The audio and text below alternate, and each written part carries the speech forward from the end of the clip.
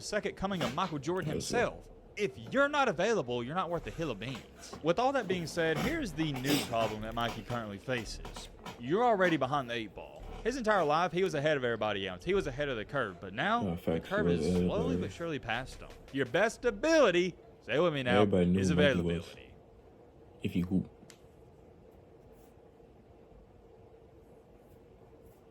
Ladies and gentlemen, boys and girls, your boy Matt is a really big basketball fan, and I've made that evidently clear on the channel from the start since day one. Love me some basketball, man, always have. Ever since I was a kid, it was my favorite sport to play. And as most of you may or may not know, March Madness, it is literally right around the corner. It's only about a week away. And when I say March Madness, let me clarify, I'm not talking about the tournament, that's a couple of weeks away, but I'm talking about the month of March. And outside of college football, that is arguably my favorite time of the year because even your casuals, they love March Madness. There's just something about it draws you in. You always got to fill out a bracket. Even if you don't even care about college basketball, even if you've never watched a game, everybody I was growing up with, at least in the United States, is like, I got to fill me out a bracket. It's just something you got to do. And I'm not going to sit up here and hype up March Madness and tell you how great it is because, come on, man, we know what it's about. In March Madness, you are guaranteed, not 99%, no, you're 100% guaranteed to see craziness and just weird stuff, to say the least. You're going to see buzzer beaters, you're going to see upsets, and you're going to see Cinderella runs, and that's what we love to see. It's human nature to want an underdog in any aspect of life to overcome adversity, and March Madness, it signifies that. But whoa, hold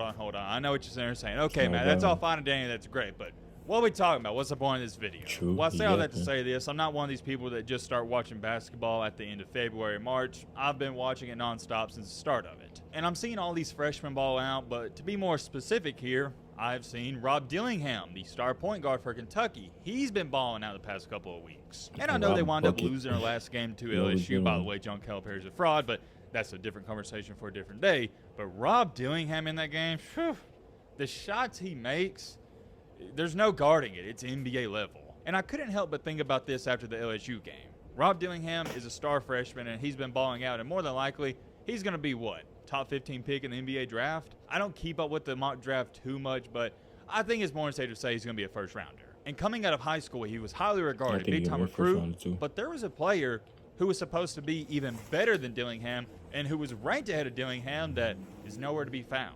And that said player I'm referring to and talking about is no other than Mikey Williams. Ah, yes, good old Mikey Williams. No introduction needed. You know who this young man is. And when you think about it, it's kind of crazy how all this unfolded because Mikey Williams should be doing, and he was expected to do, what Rob Dillingham is currently doing. Now, I'm not trying to convince you that Mikey Williams will be playing as good as Rob Dillingham currently is, but those were his expectations. And I know for dang sure he expected that out of himself. But instead of Mikey Williams playing college basketball, thriving, and elevating his career even more and potentially making it to the NBA, like I said, nowhere to be found. It's crickets. Life comes at you fast, man, because remember, in high school, who was the big-time hotshot? Mikey Williams. Well, now take a look at it. All of his peers that was in the same class as him, they surpassed him. They're the ones who are out here and actually playing basketball and getting better. And Mikey is, well, it's kind of simple.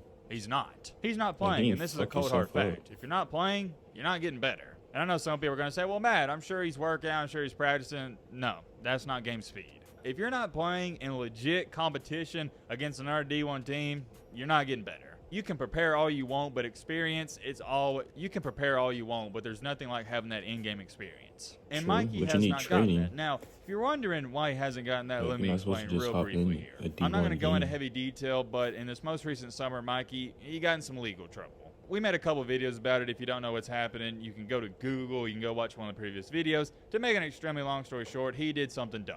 And fortunately, and I mean extremely fortunately, he got off the hook. There was a real deal serious conversation that this man is more than likely going to go to jail, and none of that's going to happen. He's fine, at least legal-wise. As far as it goes for his basketball career, that's a different story. He's not necessarily, how do I say this, in good standings. And you may be sitting there asking, well, Matt, what do you mean? What's going on? Well, here's what's going on. He's not playing! He went to Memphis, and due to all this legal trouble, he was ineligible to play, so he had to enter the portal, and he winds up recently, the last time I heard anything about him, was he decided to transfer to UCF. And ever since that news broke, haven't heard anything about him, and let me throw this out there as well, he's not going to be playing this year. And this goes back to a saying I say all the time when these athletes they get in trouble. Your best ability in this life, not just for his athletes, but for you watching this video, your best ability Say it with me now, is availability. If any of you watching this video right now, you were to play college basketball in this current season, you would have been better than Mikey Williams. And I know what you're sitting there saying, well, Matt, I'm not athletic. I'm not that good. That's besides the point. You would have been available. Mikey was not. I don't care if you're the second coming of Michael Jordan himself. If you're not available, you're not worth a hill of beans. Mikey was not available, and essentially, there's no way to sugarcoat this, he wasted an entire year of his life. And I hate saying that because me and Mikey were cool. I know more than likely he's going to be watching this video. And shout out to you, Mikey. I'm wishing you the best of luck. You know I rock with you, bro, but I got to call things how I see it. You wasted a year. Now, here's the bright side about all of this, because I like to look at my glass half full. You're getting another chance. And I don't necessarily think leaving Memphis was a bad thing, because I thought him being there in general, it just wasn't good. The last thing Mikey needs, and y'all know this, is to be in Memphis, Tennessee. If you've ever been to Memphis, you know. That's all I'm going to say. No explanation needed. UCF, I think that's going to be better for him just so he can stay out of trouble and stay out of the way and focus on ball. Because Mikey's biggest problem is not anything on the court. He's a fantastic talent, fantastic athlete and player, etc. His biggest problem is he has so many distractions off the court. None of us can even try to relate to what he's been through. As far as it goes for a basketball player coming up in his era, he was the biggest thing since sliced bread. This guy was a let me repeat that, multi-millionaire at the age of 16 and had millions of followers on social media. I'm not trying to sit up here and convince you it was hard for him because now, the pressure that was on this guy, it was through the roof. People were watching his every move. But I've always believed if you're a big-time athlete, it's not that hard to stay out of trouble. With all that being said, here's the new problem that Mikey currently faces.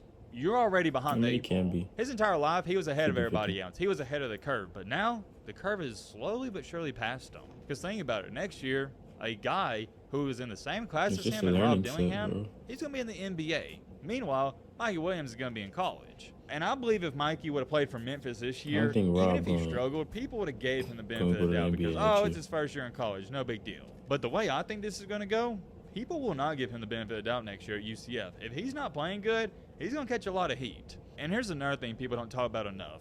Your margin for error when you're trying to get to the NBA, especially when there's only 60 picks, it is beyond razor thin. You want to talk about having to cross your T's and dot all your I's, you got to do that and more. Because with the NFL, the one great thing about that is, even if you fail a drug test and have all these character flaws and concerns heading into the NFL draft, if you're super talented, teams will still take you in the third or fourth round. Because it's like, why not? Super talented. If he fixes all of his flaws, it's essentially like you're getting a first-round pick for free. But in the NBA, what there only being 60 picks, they're not risking it on anybody. And yeah, Mikey was super athletic in high school, but 60, bro. he's 6'3", roughly 200 pounds. That's a dime a dozen in the NBA. Actually, you could say that's undersized. When you are comparing him to NBA athletes, he's average at best. And I'll tell you this much, I ain't seen anybody as shifty as Rob Dillingham. The way he moves with the ball, it's unguardable. And I highly doubt that Mikey Williams is going to be moving the same way next year at UCF. And here's one thing that worries me. If he doesn't ball out, and I mean completely ball out next year for UCF, his chances of making it to the NBA are going to disintegrate mightily. Because by that point in time, he's already, 20, 21? Well, these NBA teams, they've already moved on to the next star 18 and 19-year-old prospect. I tell you what, though, it's going to be interesting to see how this situation unfolds, and I'm looking forward to see Mikey play next year. I think it's going to be fun to watch. There's many more things I could say, but we'll end it off here. Let me know your thoughts.